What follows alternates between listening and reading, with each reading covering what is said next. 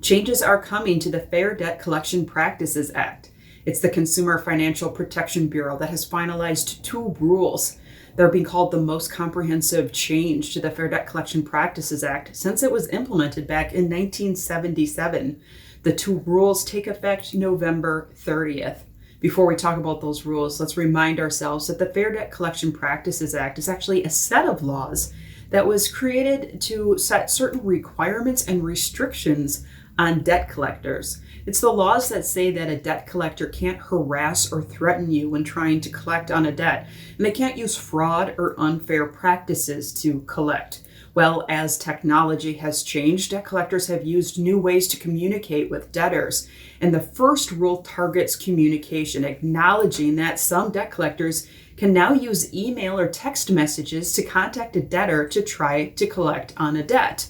But the rule clarifies that harassing, oppressive, or abusive collection conduct also extends to those email and text communications. It also means that false, deceptive, or misleading statements that debt collectors are not allowed to make over the phone can also not be made by text message or email. And while debt collectors may now contact consumers through emails or text messages, the rule requires debt collectors who communicate that way to offer a reasonable and simple method for consumers to opt out of such communications. The consumer also can, by email or text, write back to the collection attempt and tell them either to stop or that you refuse to pay the debt. Now, the consumer has the ability in this rule to stop collection calls or text messages with a simple request. Now, the debt collector will be limited to making only 7 attempted calls to a consumer within 7 consecutive days. It was important in the rule that the collection attempts were limited, that there couldn't be unlimited attempts within a certain week in which a collector could call, text, or email. So it is now restricted to 7 attempts in 7 days. And after speaking to a debtor, a debt collector will have to wait a full week before they speak to that person again. And once again, remember, the consumer can ask that these communications stop altogether.